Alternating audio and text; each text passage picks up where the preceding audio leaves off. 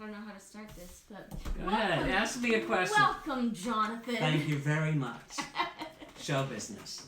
For those of you who don't know, this is my dad, Jonathan Miele, and here we go. Okay, so we got some questions for you. First question. How did you know you were good enough to head to Broadway and give it a try? How did I know that I was good enough? Well, truthfully, I never thought I was good enough, but I went on what other people told me. And,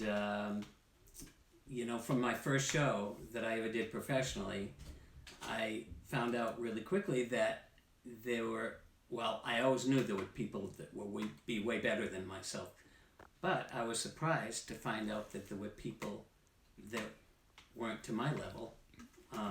And so that kind of gave me a little confidence. But I think I loved it so much. I just went for it, and that overcame, I think, whatever self-confidence I was lacking. Yeah. So. How old were you when you were on Broadway, or when you went to New York? And I was 21 when I went to New York. Got a job in a dinner theater 1 week after I was there. Auditioning, and that's where I met Mrs. Miele, the future Mrs. Miele. And we did several shows at, it was called Club Ballet out in Morgan, New Jersey. And that was a great experience. We made $50 a week, and I took out money for taxes. After a while, I got to drive the van with the whole cast. We'd meet at Port Authority and jam 22 people in a 15-passenger van, and I get $10 extra a week for driving the van. So you were 21. And so I was 21, and then when my first Broadway show was Lorelei with Carol Channing, and the auditions were when I was 22, rehearsals started when I was 22, then we went on the road for almost a year. I had my 23rd birthday on the road, and then we opened on Broadway, and I was still 23. Cool. I didn't ever think about that. Know that detail. We should probably back up for some people that might not know. You went from New York from Maine. Well, yeah, actually, right? I went to Boston. You went to Boston. Yeah, for a minute, and I my first professional job was summer stock here in Maine, and let me go back up. Back then, there was not very communication. It was hard to communicate except for by phone or letter, right. And so to find anything out that was going on, you had to know somebody, or somebody would call you or write to you, and so it was really difficult. So anyway, so during this summer stock summer, most of the people were from the Boston area. So after the summer, and I was encouraged to go down there, and so I had some couches to sleep on for a while, and also I had a great aunt that lived down there in Belmont, and so I stayed with her for about 6 months, and worked in a French restaurant, but then I auditioned there, and that's what led me to New York, the auditions that I had in Boston, and so then that kind of leads into this one. Can you put that right on? This says, how was the transition from Maine to New York? But same thing. Yeah. Kind of. Well, when I remember I didn't want to be home anymore. I mean, I was ready to leave, and so, but I remember driving off, and as much as I didn't want to be home anymore, I remember tearing up and thinking, boy, this is kind of sad. But I get over that really quick. But so the first family that I stayed with in Boston, it was actually in Brighton. It was a 4 or 6 flight walk-up apartment, and so I said, I'm only going to take things for the night to go up there. I'm not going to unload the whole car.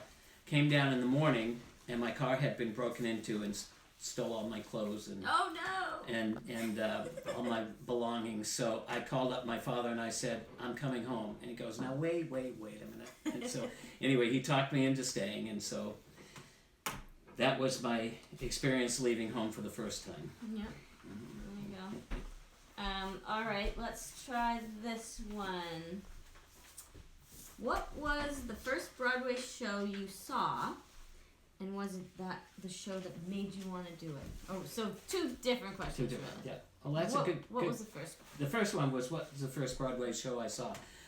Honestly, it was either Man of La Mancha or Fiddler on the Roof, and because I saw them both right around in the same time frame, and I wasn't even living in New York at the time, and I went to audition, but I managed to see, I can't remember one of those shows.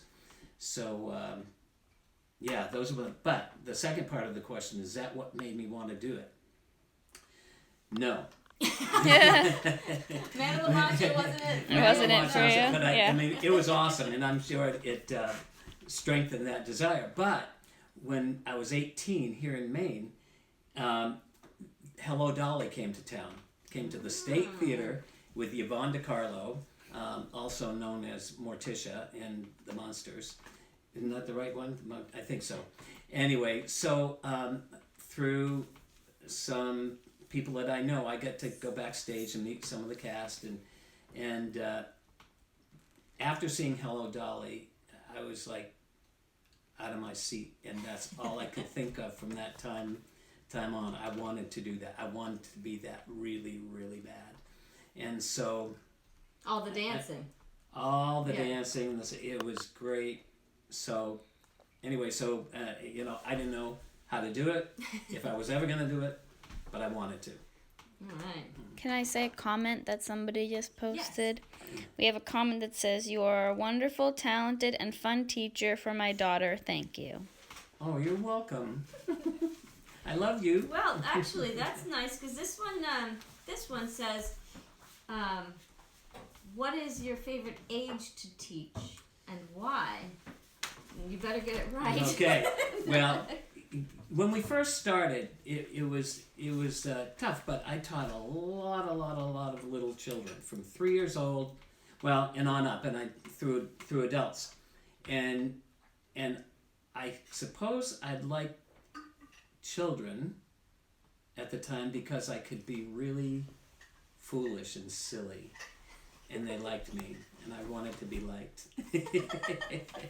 and so, but learning at the same time, and just wanted them to have a good experience. But in those days, I could get down on the floor, I could tie everybody's shoes, all of that. And so, but as the years went on, I enjoyed teaching the older ones better because it could go quicker. I could do more real choreography. But my ultimate favorite thing to do is to direct and choreograph high school musicals. And high school, not high school musical, high school musicals. Musicals at high school.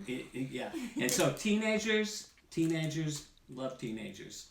I mean, I love children too. I mean, I still teach some younger kids, probably 11, 12 years old, and it's great. So, but just the little ones, you physically can't. Yeah, it's the only reason for little ones. I love them and they're cute and we laugh and all of that, but it just physically, and also mentally, I guess too, to do that is the older you get. I've always heard that, from older people, much older people, that when you get older it gets tougher, and that's true. Mm-hmm. So your favorite age to teach teenagers? Teenagers, yeah, and adults. I like adults too. In musicals. Let's see if something else. We get a question. Do you want me to type in? Yeah, go ahead. Rhiannon wants to know your favorite recital routine you've ever choreographed. Ooh. Or a memorable one, maybe. Whoa. I could tell you a couple memorable ones. Okay, I can tell you some memorable ones. Do you want to I guess the first two that pop into my head are Swingin'. Oh, yeah. And what's the Saints. amen? Saints. Yeah. Saints. When Yeah. the saints come marching in, with the choir robes, and we sang a little bit, and So those two, I think, and then maybe another one is 42nd Street, perhaps. From the way back. Way back. No, Yeah. what about? Classics. What do you think? So swinging in the mood. That Yeah. was when I was in your class. Well, I was in your class for 1,000 years, but we still use that dance to teach the tap classes. I mean, that is full of steps. And then Perfect. Saints, we gotta find that music because that was one of my favorites to do. Yeah. It was this song?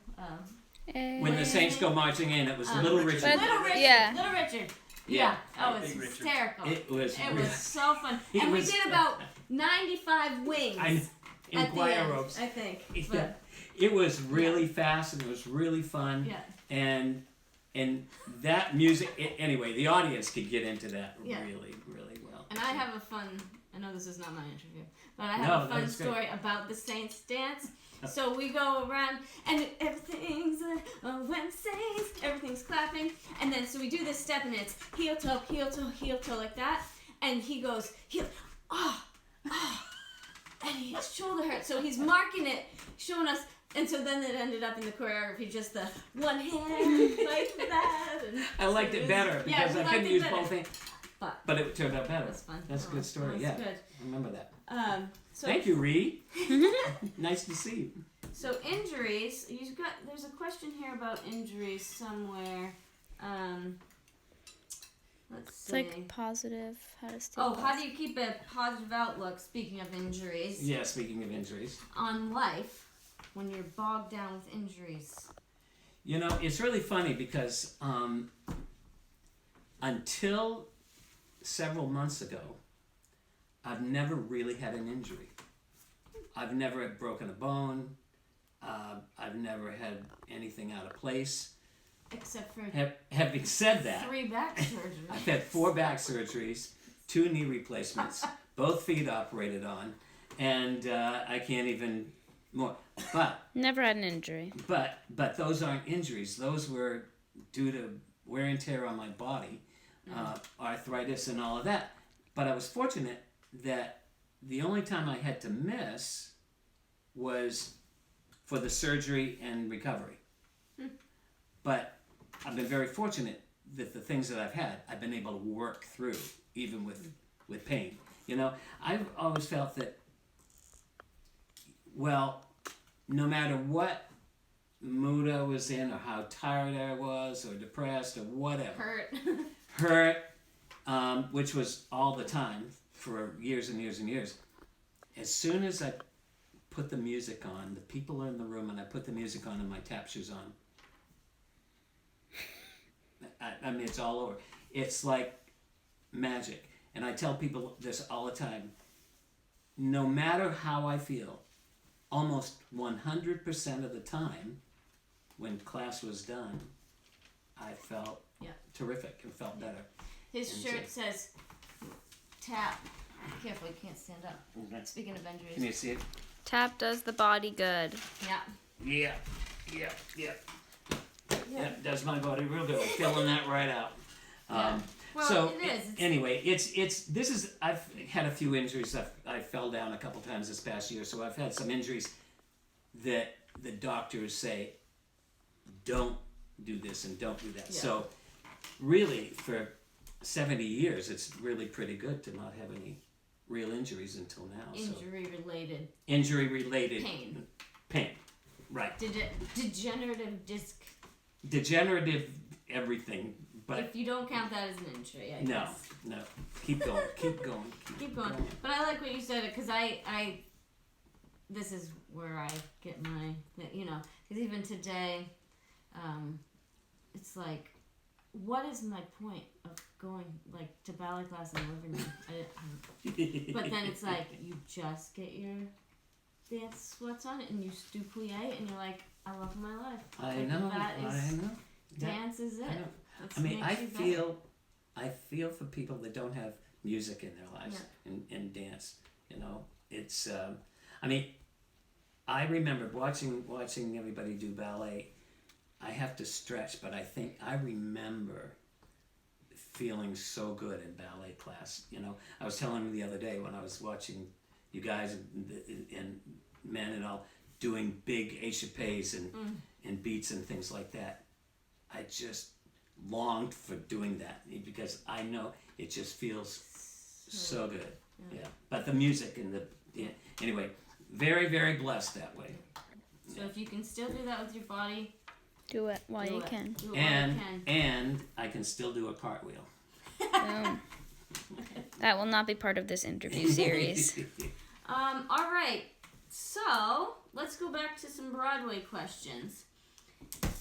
If you went back and auditioned at the same age you were when you went to New York, okay, so you're 21, and you went back now as a 21-year-old, do you think you would have more of a chance or less of a chance to make the cut in a show? Probably, we'll just say it's Mac and Mabel. We'll say it's Mac and Mabel. And you're 20. They're doing Mac and Mabel right now. You're on 21. Broadway. You're 21. I'm 21. You know, it's different nowadays because, you know, I didn't know what to expect. I didn't even practically know what Broadway was. Really, I was in, before Broadway really got into my head, I think, where I really knew what it was, I was probably in high school. And so with the social media and everything, you can see and learn anything. So I think I would be better trained if I had all that to my disposal, and probably more confident to go. And so it depends on the show. Sometimes they're looking for tall, thin, blonde, blue-eyed, dark, tall and handsome, whatever, you know. But other times there's like Newsies. Yeah. You know, I would like to think if I went back now and was trained better, that would be every chorus boy's like dream show. So I think I would do okay. I do. With your talent would definitely. You know, I would hope so. I would hope Like so. the same amount of possibility. If I had the same amount of ability, today though, things are way more competitive. Yeah. And the level is higher. That's why I was saying. Yeah, the training. You know, I would definitely have to had more training. Yeah. You know. And probably more. Get out of my way. More get out of my way. That's right. Yep. Yeah. Or a very good agent. Yeah. And so, I mean, when I think about it, I think I was meant to be there then.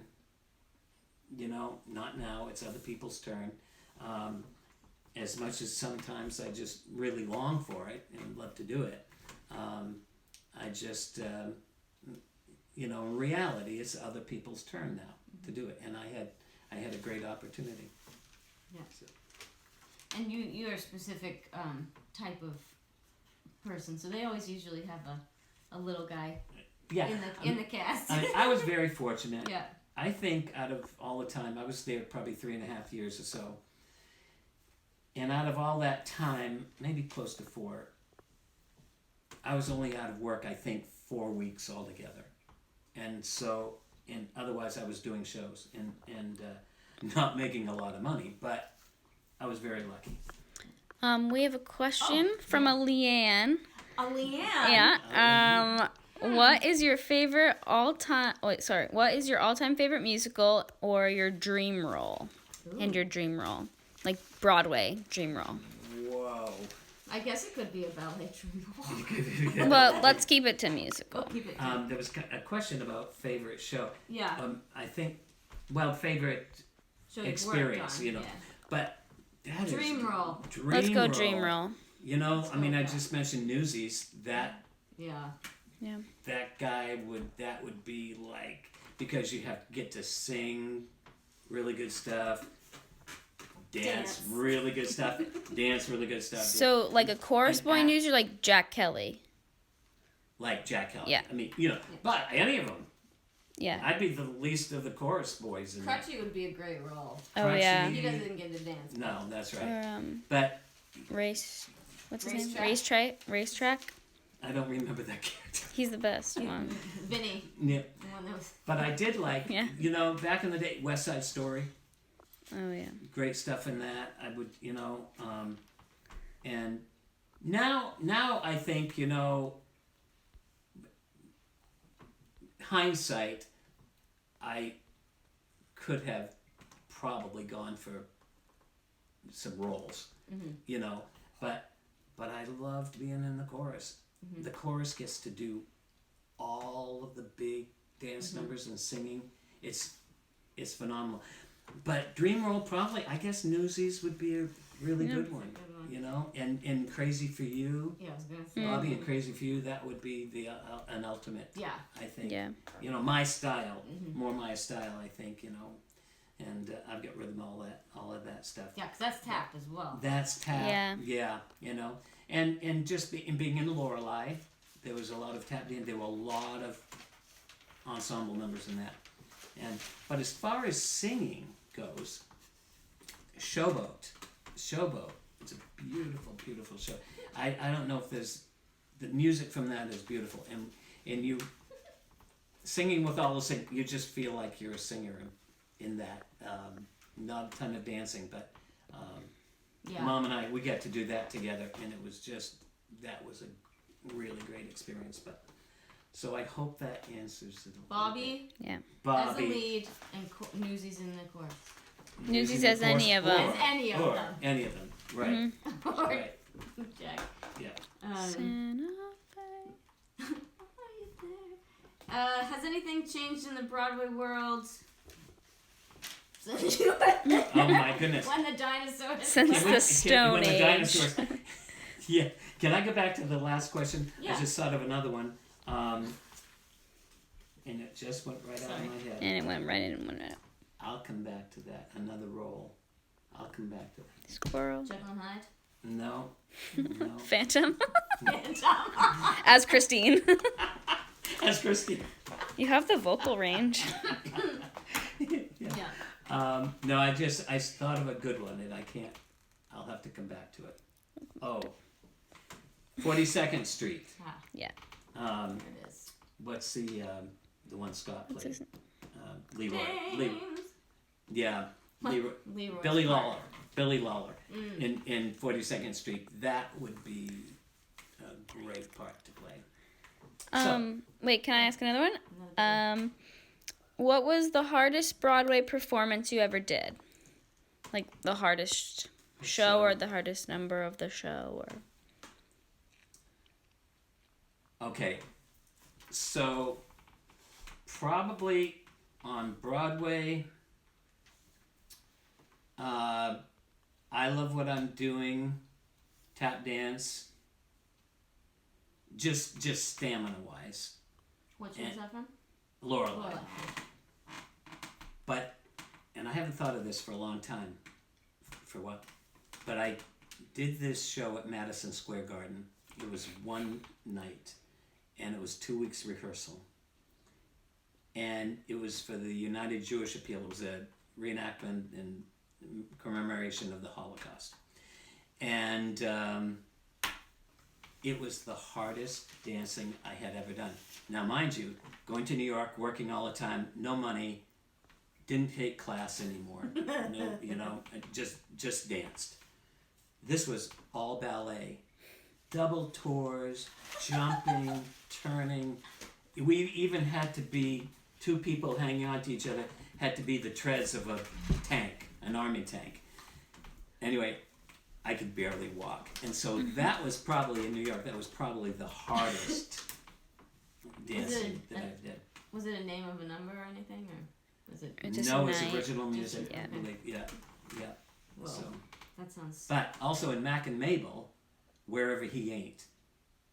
That was fast and a lot of quick arm and quick footwork. Yeah, Wherever He Ain't. It was awesome, but it was hard. and not grammatically correct. Right. That's right. That's right. Let's see. Okay. I think, has anything changed in the Broadway world? I think you talked about that with the Yeah. agents and the Yeah. thing and the technology. Technology. And money. Money. You know, Yeah. if you're fortunate to work Mm-hmm. steady in show business these days, Mm-hmm. you can actually make a living. Yeah. I mean, I know it's ridiculous to pay rent in New York, Yeah. but with a couple of roommates, you can do it because you make a living wage. Yeah. Back then, I think on Broadway, the Broadway minimum was $200 and some dollars, and because of different understudy things and different contract, I got $327 or something like that. Pretty good. And yeah, that was pretty good. And still couldn't pay the rent. So We won't tell what you spent your money on. No, we won't. next question. No. And that's another thing, you know, be clean, you know, no bad habits. That's probably the number one thing that I would change going to New York. No cigarettes. No cigarettes, no anything. And that would probably put me to a whole nother level. Whole nother. All right. Here's another one. What is your most memorable onstage moment? On Broadway. On Broadway. Okay, the first thing that comes to mind was I fell flat on my face, center stage at the Palace Theater on Broadway. And probably have been doing the show probably well over a year. Same show, well over a year. And this one night, it was a gag, crossover with somebody else, and it looked like we were going to crash into each other. We had trays.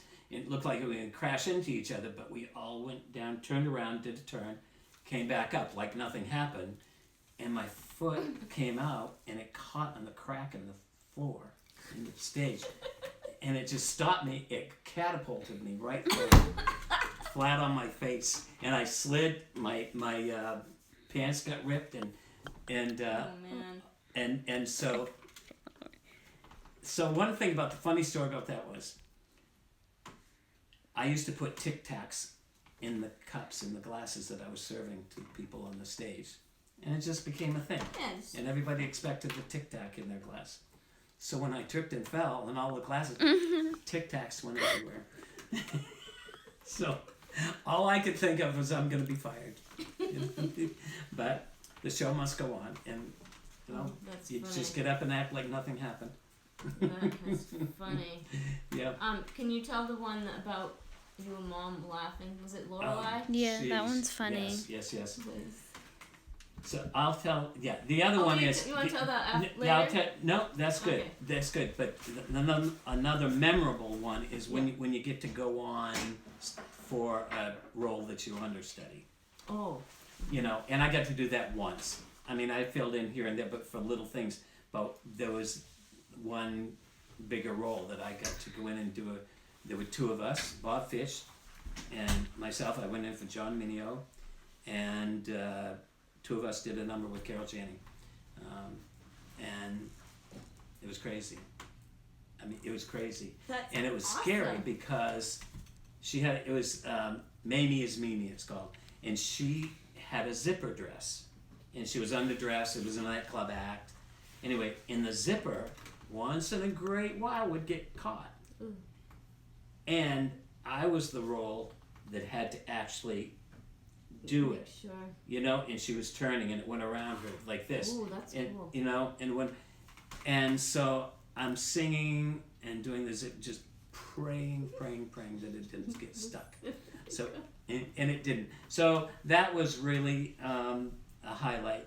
But I forgot about that. So Mom, Mrs. Miele, Linda, she was in Lorelei as well, and she was a swing dancer, and so she had to learn all the female ensemble parts, and she even had her own set of costumes eventually, mostly for them. And so this one time and I think it was the only time that my partner was out. And so she was my partner. And dancing, anyway, it went well, very well, up until there's a part where it was kind of a dance marathon, big dance number. Then we all had to collapse and kind of fall asleep waiting for the bride or groom to show up, I guess. And so, for a wedding. And so there are planters, it's all Art Deco, and there were these silver plants and planters here and there on the stage. So my place with my partner was downstage in front of this planter and sitting cross-legged, my head down, and the girl was kind of like this on my lap, kind of. And so I sweat a lot. So anyway, sweat is just dripping off my nose and going, and that was every night, but I think, but because then Linda MacArthur, she made some crack, and we both started laughing uncontrollably. It's like when it's like laughing at a funeral, you try to hold it, or laughing somewhere in church. You're not supposed to be laughing. Couldn't stop, and I thought, we are for sure going to be fired for this. But when I think it's one of those laughs that hurts, it really hurts, and so that was really downstage at the Palace Theater. The two of us just trying, and the tree shaking. We could feel it shaking. Anyway, so that was a memorable experience too. Oh. That's good. That's good. I like that one. And I'm sure you had memorable experiences just dancing and. Dancing, always dancing, lots and lots of fun. I mean, there was some numbers here and there in shows that might have been a little awkwardly choreographed or something, but when the show opens and the audience is there, mostly who cares? You just have fun, singing and dancing. Yeah. So what is your favorite show you've worked on and why? So that could be as a director, or it could be as a person. I don't know. What did I write here? Let's see. Something about directing shows. Yeah, this is almost impossible to answer because I loved it so much. And Broadway or not Broadway, and so it's very hard to.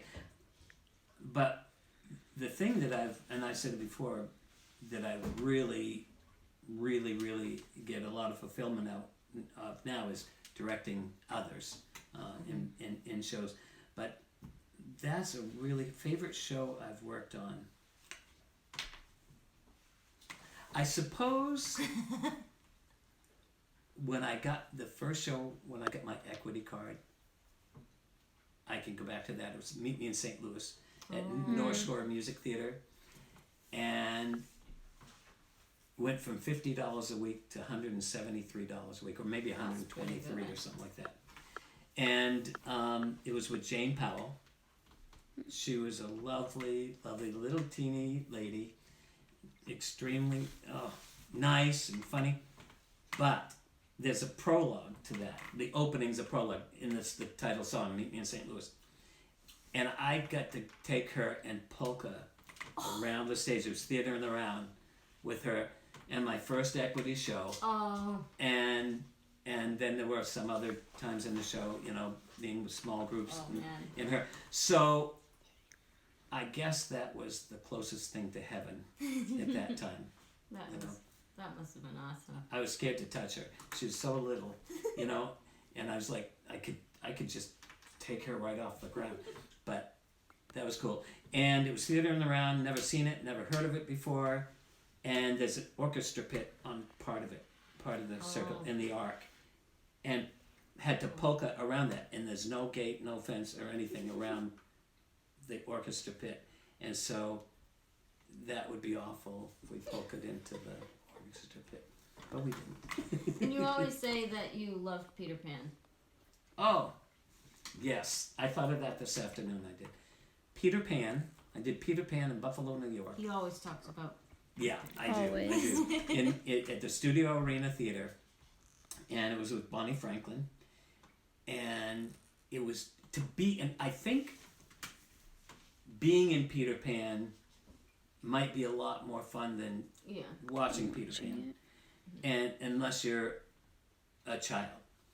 But it was a very cartoony set. There were silly parts in it, of course, but it was magical.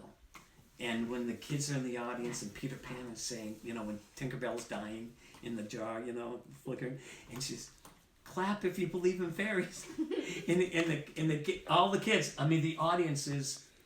It almost made you cry. It was magical. And the cast was wonderful, and anyway, so that was the highlight. So let's give him a little song that you sang to us all the time. The from there. Okay. Can I get a drink? Excuse me. He always sang this song from Peter Pan. Yeah, I didn't know it was from Peter Pan. Do you want me to back up? Do you want to stand? You just need a. Yeah. So all the kids, even the grandkids, I mean, probably have sung it 1,000 times when they're babies. Sang it with you, Emma. I'm behind the camera. Oh dear, you're making me sing. Okay. Tender shepherd, let me help you count your sheep.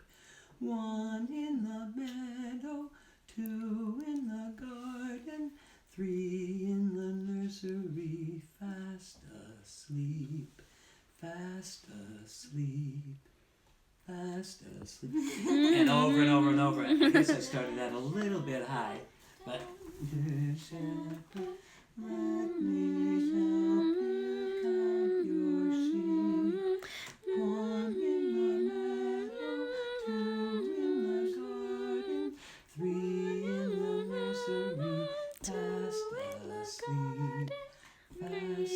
nursery, fast asleep, fast asleep. Awesome. Yeah, it's around. Yeah, that's a good one. Thank you. You're welcome. No, thank you. Thank you. Can you talk a little bit about coming back to Maine? So this is another. Somebody's probably asking that too. Yeah. I'm curious if the decision to come back to Maine after being on Broadway was a difficult decision, or one you were very ready to do at the time. Both. It's funny when I always said if I get on in a Broadway show, I'm never going to leave until the last note is played, until it closes, even if it was 10 years. I wasn't lucky enough to be in the show. Anyway, so both Broadway shows that I did, I left before they closed. And I look back and I go, in Mac and Mabel, my last show was on a Saturday night. When they went back Monday or Tuesday, they had posted the week's closing notice. Oh. And so I totally would have stayed had I known they were going to close in a week. But, sorry, what was the question? Coming back to Maine. Oh, was I ready to come back? So I left, so we come to Maine to get married. And, it was a tough decision. I think at that particular time, and especially when we started talking about having a family and being in New York and the uncertainty of the work, you love it, but you don't know when the show's going to close, when your next show is going to start. And so at that particular time, I think the passion for that had dwindled enough to stop and make a new life and doing other things. But we thought when we'd come back to Maine, what we wanted to do really was open a dinner theater. And because we had such great experiences in dinner theater, and plus I like the restaurant business, and so it would have been exciting to have a dinner theater here. But no money, and of course, and so the people that owned the dancing school at the time, the Thomas family, Polly Thomas, we actually met with her, and she said, told her what we wanted to do, and she said, well, to get back here, she said, why don't you start by taking over the dancing school in Portland? And so that's what we did. And I don't know, in my mind, sort of at the time, it was going to be temporary. Yeah. Yeah. And again, now here we are 45 years later. But it was meant to be, you know, the whole thing was meant to be, you know, when you look back, Heavenly Father had other plans, you know, and made them happen. Yeah, even with you. Even with me. I mean, go figure. Yeah. So, yeah, it must have been a bittersweet. That's a good way to put it. It was bittersweet. Yeah. What did you miss most? Is there something that the performing and the performing, the level, being with all the voices, you know, and the dancing, live orchestra, the audiences. I mean, it's just. I mean, to this day, you know, that sometimes I have just a real longing for it. But it was a while before we could go back to New York because couldn't afford it. You were really little when we went back for the first time, and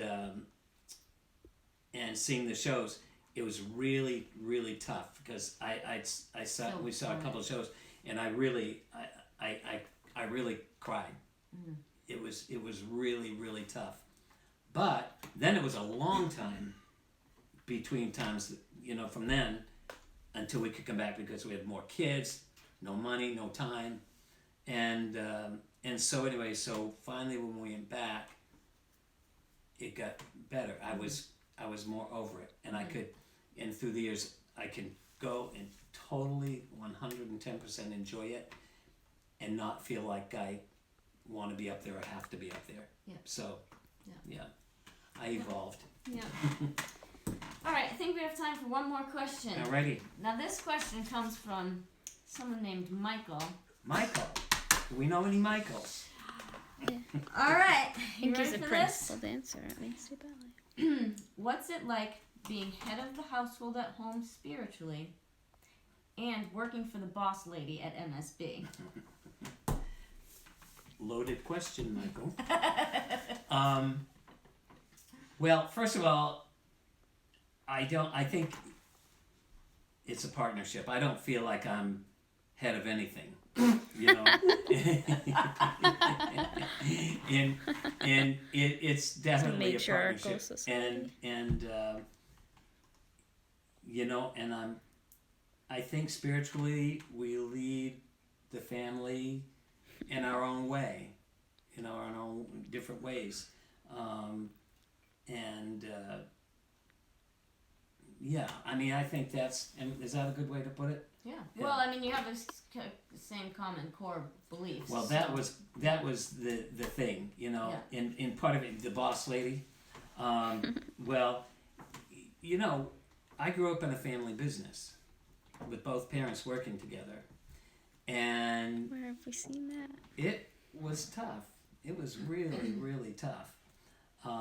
And I saw that, and all of three of us, we always said, never gonna have our own business, ever. Always gonna work for somebody else. Well, here I am, 45 years with my own business, and but again, it's turned out to be a blessing. But it's, you know, there's tough times, but there's also good times. The good times far outweigh the bad times, and you know, Linda and I come from completely different backgrounds, completely, and that we had kind of different ideas sometimes on how to change things or make things better or not to change things, and so sometimes it was hard, you know, but the bottom line is, I think it's our at home, and well, two things. We agreed on what we wanted people to feel like when they came into the school, and how we wanted to treat people, and have them have a great experience, and love the kids and help them feel that they were really special and all. And all the recitals were great, and wonderful. It was really, really hard in those days putting them on, but anyway. But the bottom line is, it's our shared belief in God and in Jesus Christ, and the faith that we have together that makes it possible. No matter what the trials are, and whether somebody's broken physically or mentally, or and not that any of us would know anything about that, but anyway, no matter what, I think it's our faith that makes it totally work. And so that's kind of the bottom line. Plus, she is a good boss lady. Way better than I. Capital B. Yeah, capital B.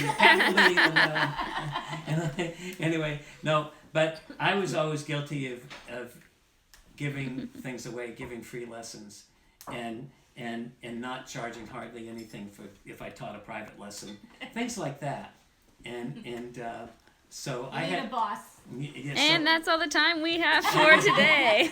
So I had to learn a lot of things, and she's a great teacher, and so, but 45 years, and when we took our vows of marriage, almost 45 years ago, we meant it, and no question whatsoever, and we still love each other, and you make it work. You just make it work. Commit and make it work. Yeah, and I think one thing, most people that know you is you're so opposite, but you both, if you put it together, have everything.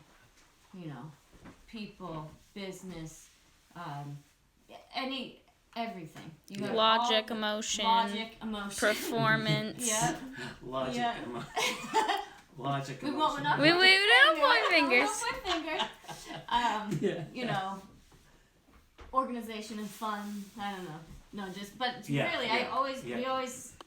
really, my siblings and I say that they're a perfect person if you take all their good qualities and put them together. Yeah. But I know that our family appreciates you sticking it out, and I know that all these people that are... Yeah, lots of people are saying good things. Yeah.